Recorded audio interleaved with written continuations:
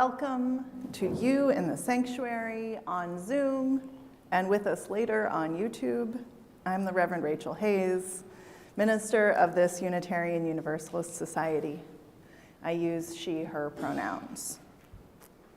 We come from the many different experiences of our lives to share this time together, each one of us an important part of this assembly. We are one people of many ages, many beliefs, many origins, sexualities, and genders. We are all growing, all learning, all loved. Just as you are welcome here. I call us to worship with these words from Linda Hart. Every day is a new start, every year a beginning, or so we'd like to believe. And we don't know, can't anticipate where we will go, what will happen, what delights await, what heartbreaks will tear us open, the paths unexpected that open before us. Even knowing that, we lean our lives in particular ways, focus on particular moments, incline our attention to what is in our hearts and lives and hands to offer. We know for sure that ours is in the going, finding what is on the path and off, in giving and creating what we can. We come here amidst the discoveries and delights, the worries and woes, to find a moment to connection, to pause on the journey in gratitude and sorrow. It is good to be together. Good morning. I'm Matt Holloway. I use he, him pronouns. I'm a member of the congregation and today's worship associate. I invite you to say our congregation's chalice lighting words with me. We light this flame to invite a world of peace where we heal the wounds, where we share what we have with one another, where justice is another word for relationship, and we listen for what love has to say. I invite you to rise in body, spirit, heart, and voice to sing our first hymn, gathered here, number 389 in the hymnal and on the screen.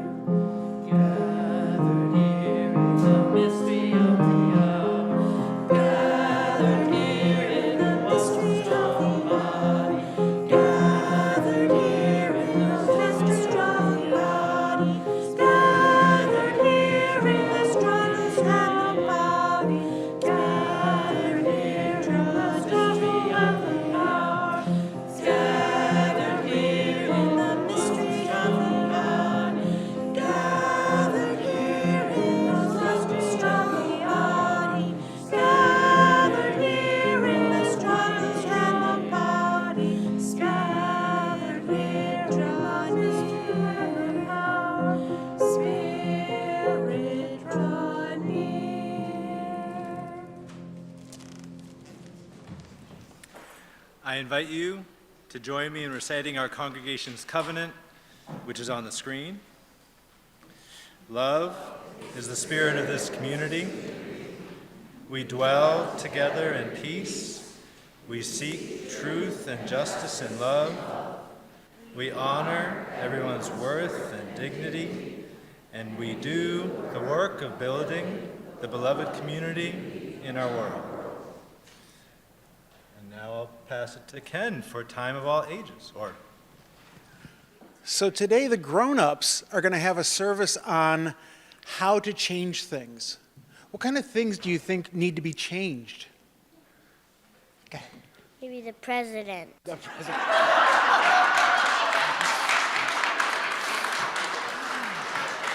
Very good. That would be something for our country to change, yes. We can also change things in our community, and we can also change things in ourselves. And this story is about someone who wants to change for themselves. And it is called Maya, the little flower with wings.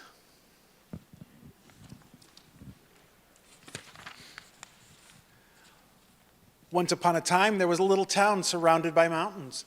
The town had a garden called Hamar on its outskirts. The area gets lots of rainfall, so there are many types of plants and flowers. Even the green leaves look different. Hamar Garden has flowering plants for each season, so there are always flowers blooming in the garden all year round. One fine morning, Ms. Rose was so happy she started singing and jumping.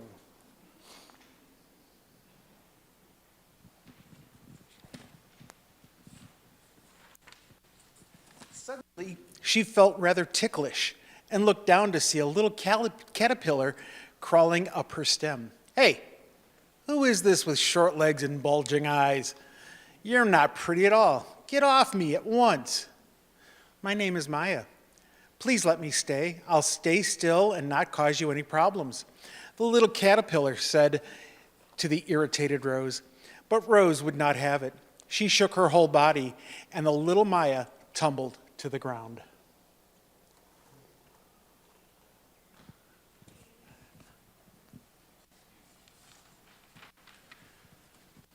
Maya then went to Jasmine and Croton, but both plants did not want a caterpillar to stay on their pretty leaves. It was that time Maya heard a faint buzzing noise. What do you think it is?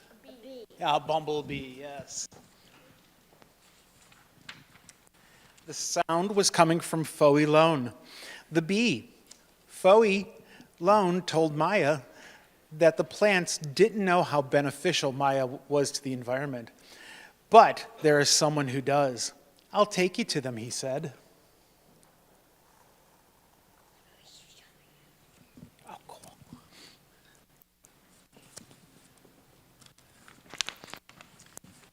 Foe Lone whizzed ahead and Maya followed slowly. She had to climb slopes and hid from hungry birds.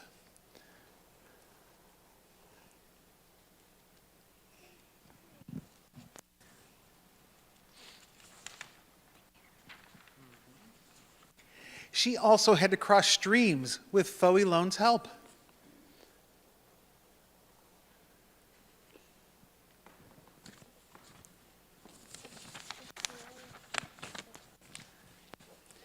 At the end of the long journey, Foe Lone and Maya arrived at the hibiscus plant around evening. Its leaves were many and clumped. Maya was worried that this big plant would not accept her too. You can see him walking across on the ground by the bottom of the tree. It's a book, it's a page.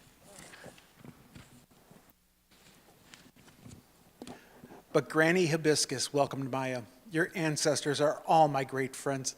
Caterpillars are one of the best helpers for plants and leaves. Rest as long as you'd like here, dear. Maya was tired from the long journey and she felt safe now. So she wrapped herself in Granny Hibiscus leaves and fell asleep.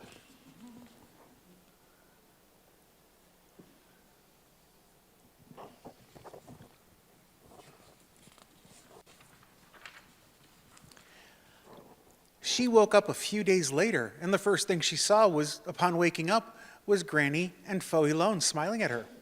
Why, though? You are now a beautiful butterfly, and no one will ever resent you again. Well, you should fly back to the garden. Maya looked down at herself. Here she is waking up.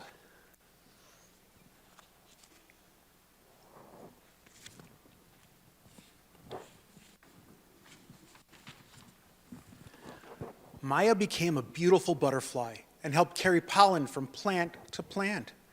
Rose and everyone else apologized to Maya as they did not know how important she was. Maya flies around the garden happily and was always there to support the flowers and plants. So don't forget to cheer on the little caterpillars when you see them. And there she is as the butterfly.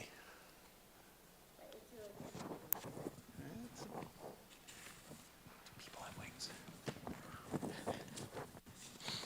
And there she is.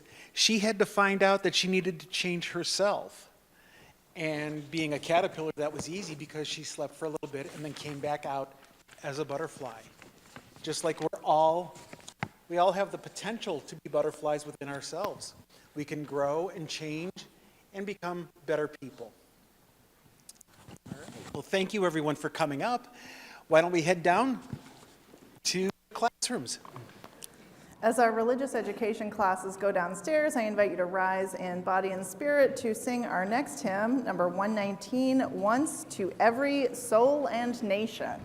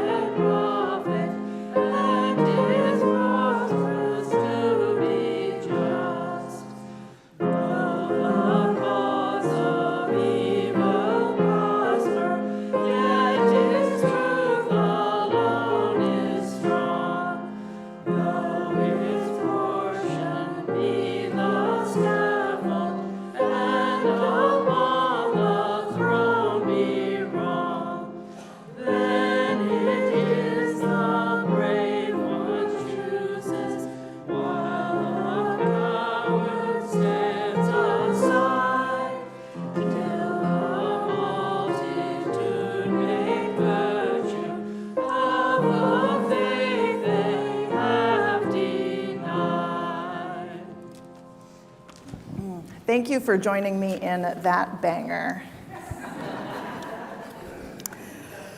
It took me several years after moving here, years of driving on Shays Street in South Amherst and along Daniel Shays Highway, which is US Highway 202 between Belchertown and Athol. It took me years to get curious about who Daniel Shays was and why his name became part of the landscape here. But wow. Daniel Shays was the second child of Irish immigrants. He was born in Hopkinton, 25 miles outside of Boston, in 1747. He worked in his younger years as a farm laborer without land of his own.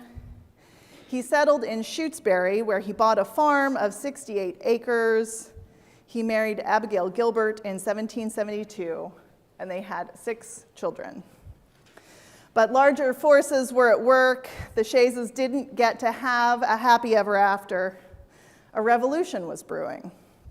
Daniel joined the militia and attained the rank of sergeant. The day after the battles of Lexington and Concord, Daniel's unit marched to Boston. They spent the first months of the war in Boston, and Daniel fought at the Battle of Bunker Hill. After Bunker Hill, he was commissioned as a second lieutenant for the bravery and skill he demonstrated in the battle. He joined the Continental Army and was promoted again to the rank of captain and commanded a company in the 5th Massachusetts Regiment. He participated in many engagements in upstate New York, including the Battle of Saratoga. Later, he commanded a company in the Corps of Light Infantry during the Battle of Stony Point, part of a force that captured British fortifications by stealth under cover of a dark, cloudy night. He served under the Marquis de Lafayette. He guarded John Andre, one of Benedict Arnold's co-conspirators. Daniel resigned from the Continental Army in 1780. He was a war hero. Unfortunately, being a war hero didn't pay. In fact, the Army owed Daniel back pay, and the federal government didn't have money to pay its soldiers. Daniel sold a commemorative sword presented to him by the Marquis de Lafayette. Some scorned this move, but he had debts he needed to pay, and he claimed he didn't need two swords. Upon returning home from the war, Daniel was summoned to court for unpaid debts, which he was unable to pay because he hadn't been paid for his military service. Daniel Shays was not the only one coming home from war broke. He found that many of his neighbors in Pelham and surrounding communities, those who had served in the Army and those left behind in hollowed out rural economies, were deeply in debt. Another Massachusetts farmer put it like this: "I have been greatly abused, have been obliged to do more than my part in the war, been loaded with class rates, town rates, province rates, continental rates, and all rates, been pulled and hauled by sheriffs, constables, and collectors, and had my cattle sold for less than they were worth. The great men are going to get all we have, and I think it is time for us to rise and put a stop to it and have no more courts, nor sheriffs, nor collectors, nor lawyers." It was a problem throughout the Commonwealth of Massachusetts. In 1782, Job Shattuck of Groton organized to prevent tax collectors from collecting taxes. In 1783, a mob in Uxbridge seized property that had been collected by a constable and returned it to the owners. Rural communities in Massachusetts tried to work within legal means. They appealed to the legislature for relief. Let's be clear that many of the other states forgave debts from the Revolutionary period. But the Massachusetts legislature ignored their constituents' hardship. John Hancock, governor of Massachusetts, was lenient toward the poorest citizens and did not prosecute for delinquent taxes, but there was no relief for private debt. The legislature came mostly from the merchant class, whether in coastal communities or along the Connecticut River. The merchants of Massachusetts also had post-revolutionary debt, as their European trading partners demanded payments in hard currency and refused to extend credit. The merchants passed on the costs to their customers, and they demanded repayment of debts owed to them. Things didn't really come to a crisis until Hancock left the governor's office in 1785. The next governor, James Bowdoin, was determined to collect the outstanding tax debts. He pursued collections aggressively, and he even levied extra property taxes to cover the Commonwealth's portion of foreign debt payments. In August 1786, the legislature adjourned without addressing the many petitions for debt relief they had received. At the end of that month, protesters, including Daniel Shays, shut down the county court in Northampton. Their reasoning: if the courts can't meet, they can't hold debt proceedings. It works, right? A week later, protesters did the same in Worcester. The local militia were called, but they didn't respond because they were in sympathy with the protesters. The court was next due to meet in Springfield, and the militia there raised 300 men to defend the court at the beginning of the day, and the numbers grew as the day went on. Daniel Shays and Luke Day of Springfield gathered a similar number of protests, or regulators, as they thought of themselves, because they were advocating for systemic reform. Rather than attempting to take the court, they demonstrated outside until the judges postponed hearings and adjourned without hearing any cases. The militia withdrew to the armory. Protesters in Great Barrington, Taunton, and Concord shut down courts over the next 2 months. Governor Bowdoin employed the militia to ensure that the courts were able to meet in larger cities. Sam Adams claimed that British agents were the ones spreading the treason, but any rebellion was completely homegrown. Adams also drafted a riot act banning large gatherings and a resolution suspending habeas corpus, meaning anyone arrested for being in a crowd could be held indefinitely. People didn't like that. The legislature, hoping to calm things, decided that debts could be paid in goods rather than currency after all. They also made it illegal to criticize the government. Yeah. But you could get a pardon by making an oath of allegiance. Unsurprisingly, these actions did not calm the protesters, and the regulator movement became an actual rebellion. Warrants were issued for the protest leaders. Job Shattuck was wounded with a sword during his arrest. Western Mass leaders saw what was happening to their Eastern compatriots, and they began to organize to overthrow the state government.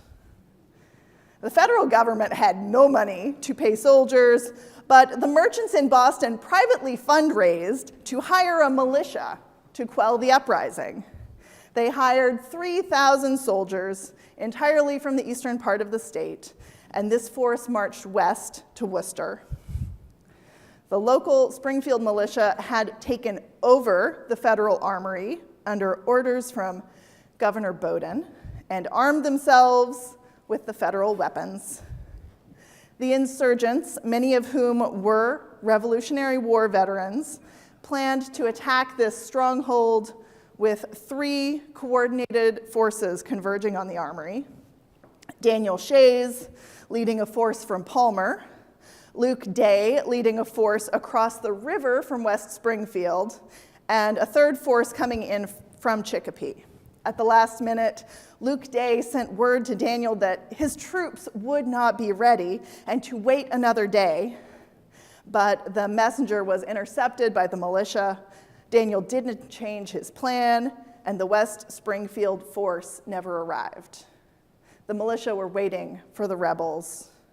They fired warning shots overhead, and then grape shot from the seized cannons. 4 rebels were killed. 20 were wounded. The rebels retreated to Amherst, and Luke Day's forces retreated to Amherst as well. The troops from Worcester began to march on Amherst, and the rebels decamped to Petersham to avoid them. The leaders had already escaped to Vermont and New Hampshire before the militia caught up with the rebel camp. The state offered amnesty for all who signed confessions, which turned out to be about 4,000 people. This is just the people we know, right? Hancock returned to politics to challenge Bowdoin for the governor's seat once again, and won in a landslide. Bowdoin received few votes from the western part of the state. Daniel Shays lived in hiding in Vermont for over a year until he too was pardoned. But he had been so vilified in the press that he could not stay in Massachusetts. This war hero and people's hero died in obscurity in New York State. But that's not everything. This is rich, complex history that I've collapsed very far. I want you to know that historians debate how closely Shays was involved in the rebellion, whether he was mostly a participant and then a leader in the unfortunate armory attack, or someone more central to the whole affair, whether he deserved to be scapegoated for something he considered to be a higher justice than the state was offering. But this whole process was Massachusetts reckoning with the idea, so we want a revolution, now what? What does freedom mean, and whose rights get considered first? And federally, Shays' rebellion was one of the motivations to create a federal constitution. The Constitutional Convention was worried that the federal government needed to be strong enough to respond to rebellion among the people. How does the federal government work? And following that, what rights does it guarantee its people? The framers of the Constitution decided that we should have a single president so that the president could operate decisively in times of crisis. And you know, until about 10 years ago, I never questioned the wisdom of that decision, but here we are. This division of wealthy merchants and people struggling to get by, it's far older than our country. Revolution didn't change it, and in some ways calcified it, especially since the new government had a disproportionate amount of wealthy merchants. I don't think our elected officials, especially at the state level now, are in a conspiracy motivated by wealth, but I've seen too much to think that government at the larger levels actually wants to be accountable to people rather than money. There are two things coming up that I want to mention. First is, hey, it's April 15th, tax day this week. I deeply appreciate things like roads and water treatment and public schools and public hospitals, all of the benevolent functions of government that try to make a good shared life beyond money. I also acknowledge that our taxes are bombing children, terrorizing immigrants, and conducting massive cover-ups of rape, abuse, and sex trafficking, just to pick a few. The other thing, in a few weeks, is May Day. May 1st is still International Workers' Day, in commemoration of the first general strike of the American Federation of Labor. Let us remember that this is a movement for workers' rights and universal peace, which the organizers say must go hand in hand. Many people have asked me, as we talked about the injustices unfolding in and caused by our country, when will we have a general strike? I finally have an answer for you. May 1st. Yeah. The organizers have asked for everyone to commit to no school, no work, no shopping. I know not everyone can physically go to a protest, but a lot more of us can strike to refuse to participate in the economies of harm that we can opt out of. If nothing else, put a reminder for May 1st in your calendar to not shop. We can do that, right? If you pull out your phone and do it right now, I won't be offended. Yeah. If you're looking for more, you can find more information at maydaystrong.org, including the actions already planned for Holyoke and UMass, and likely more that will be posted as time goes by. I'm already committing to go to Holyoke, and maybe more as more are posted. So let me know if you want to join me. As things are right now, tax resistance is a meaningful, symbolic, individual statement but it's not an effective protest. They're going to get your money anyway. But we have seen so many times that opting out of participating in the economies that back our government do make a difference.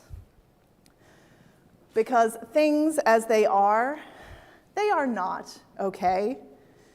We have a president threatening genocide and an administration propping up authoritarians all over the world.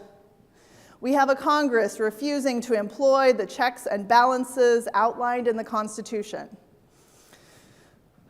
We have 3,000 billionaires in the world and 8 billion everybody else, and those billionaires have too much say in how our government works. So we need to do something for the love of one another, for our own sanity and integrity. The people of Western Massachusetts have resisted injustice in the ways that we understood to do for hundreds of years. Our ancestors of blood and spirit left their traces in this place. That wealth does not get the last say, that justice matters more than loyalty, that conformity is not a virtue. When you drive on Shays Street in South Amherst, or 202 in Pelham, I want you to remember that sometimes it takes resistance to make a country for all of us. And I want you to ask yourself, how am I resisting the things I cannot bear? I don't think a one-day general strike will fix everything, but if enough people participate, it might be part of a solution. Erica Chenoweth says that if 3.5% of a population protests nonviolently, 3.5%, that's all it takes. If 3.5% protest nonviolently against authoritarian rule, that government cannot withstand the resistance. May we each find our way to resist the things we must change. Because we love one another, because we have compassion for people we have never met, because all people are worthy of love and care, and society has to work for all of us. Please join me in prayer. Spirit of life and connection, we are overwhelmed by the enormity of all that needs to change. May we be part of bringing those changes to be in each little step, in each voice raised, in each act of resistance. May we build the friction that starts the fire that lights our way to beloved community. May it be so. Amen.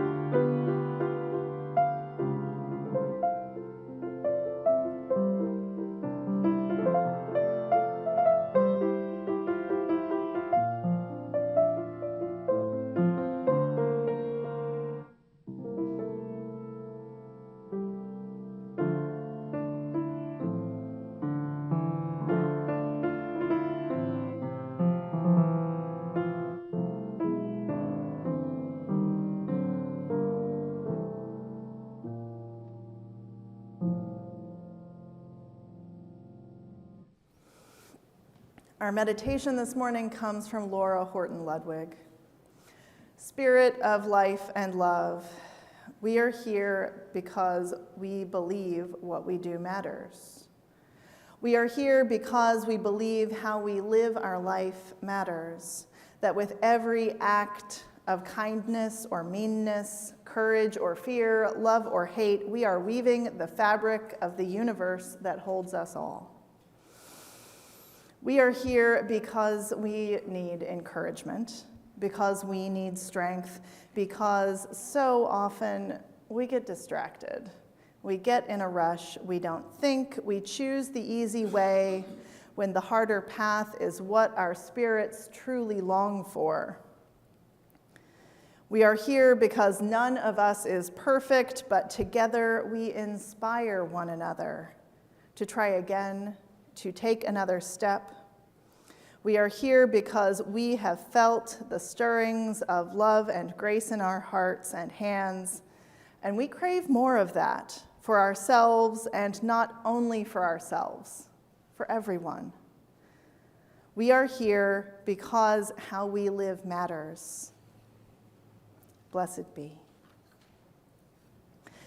I invite you to remain seated for our meditation hymn, This Is My Song.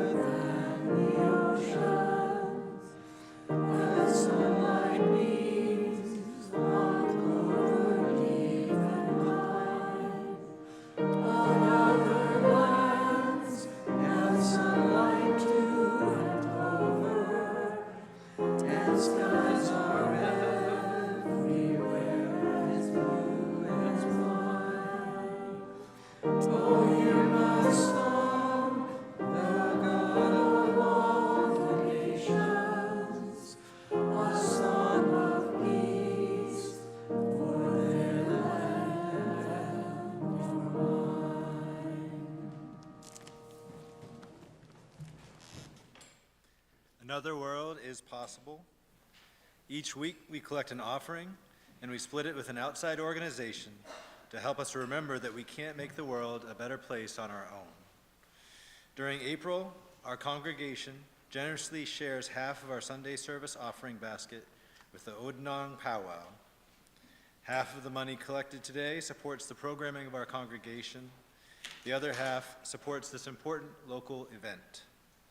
Please give generously today in the basket, by text, by check, or through our website, uusocietyamherst.org/donate.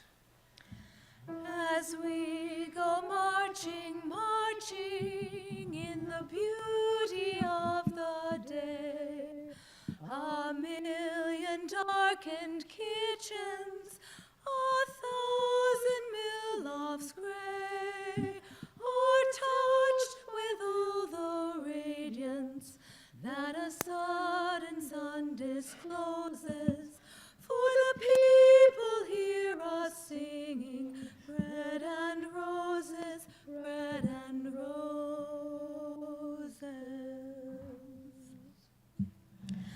As we go marching, marching, we battle too for men, for they are women's children, and we mother them again.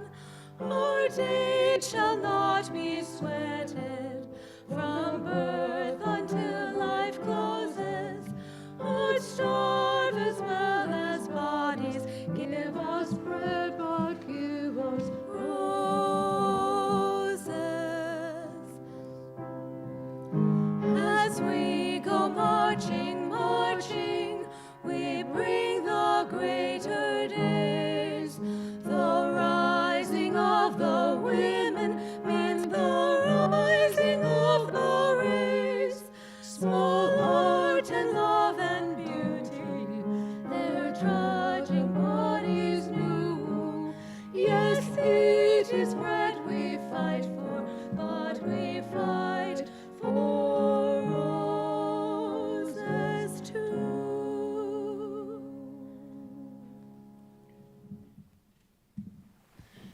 Please join me in the words to extinguish our chalice. We extinguish this flame, but not the light of truth, the warmth of community, or the fire of commitment. These we carry in our hearts until we are together again. And now for something completely different. Is it on? Yes, it is. We now interrupt these announcements for a message from the sponsor. Make a mint. Make a mint will boost your generosity and give you smoother skin. Make your breath very fresh, make you charming and funny, give you silky hair, and make you happy to donate in just one dose. Ask our accountant about using Make a Mint to ease our budget woes.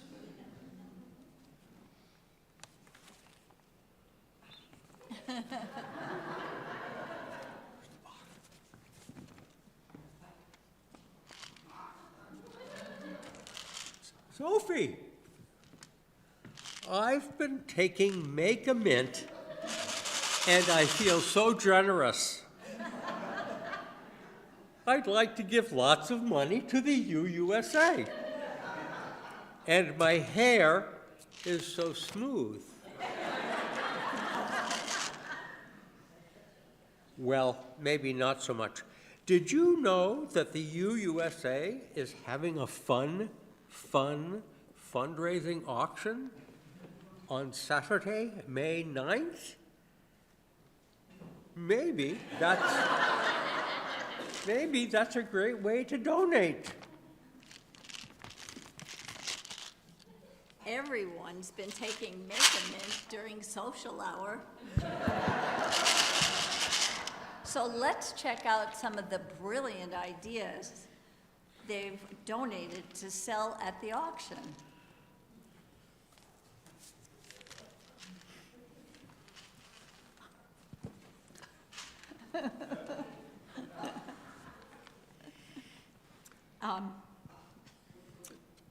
Maybe there will be something to brighten up my drab wardrobe. Looks like everyone has donated. Well, I can't look at the bottle. Oh. This, wait. Look, there are cool things to buy, like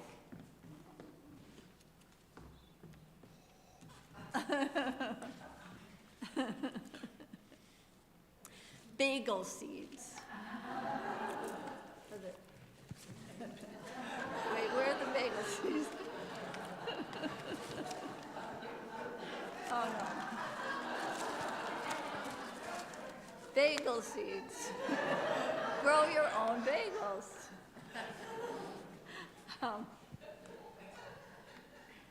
Or dehydrated water. Dehydrated water. Or grow, grow your own furniture from acorns. It only takes 40 years to get furniture.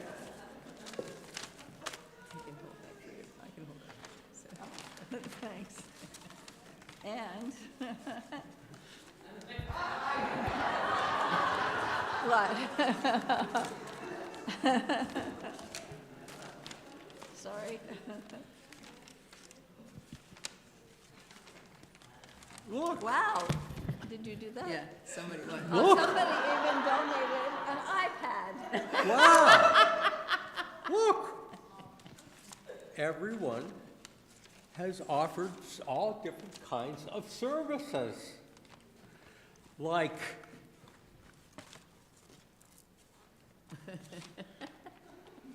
a personal trainer to motivate you to walk around the block. No, I'm the block. I think that's enough. And I could probably do with the expert haircut. And maybe our snowbirds would want snow removal for their Caribbean island getaways. And everyone could use a hug a day.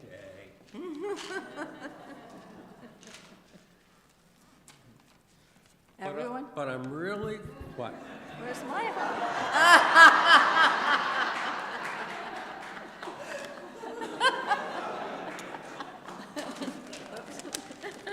Oops. Oh, dear me. But I'm really looking forward to bidding on the terrific events, like dinner and card games in Tarzan's treehouse. Where's the camel? We don't have a camel. Oh. Or maybe even camel rides at Groff Park.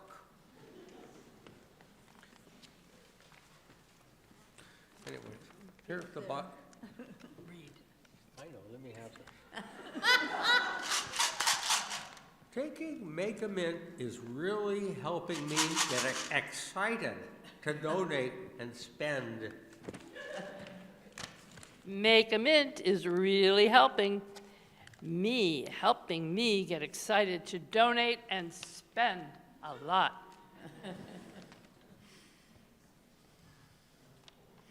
Next line, friend. Side effects may include wanton merrymaking, a stitch in your side, uncontrollable smiles, new friends, and a balanced budget. Seriously, folks, we hope most everyone can think of something to donate, one or more things to contribute your skills, talents, treasures, or time. Hosted meals and events are very, very popular. And plan to bid as well on the items. All donations are being accepted now through noon on April 26th, which is a Sunday. Thanks for listening to this word from our sponsor, Make a Mint. We're about to sing our closing song. You are welcome to stay right where you are and be held in the love of the congregation, or to rise and move into a circle in the aisles, hold hands with the people next to you, or put your hands over your heart as we sing This Day We Come.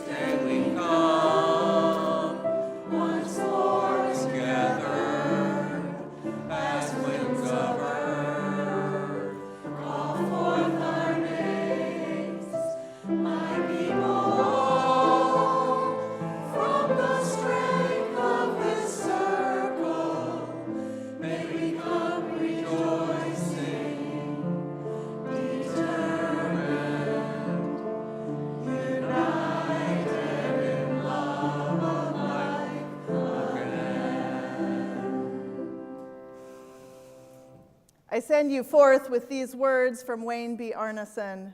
Take courage, friends. The way is often hard, the path is never clear, and the stakes are very high. Take courage, for deep down there is another truth. You are not alone. Go in peace.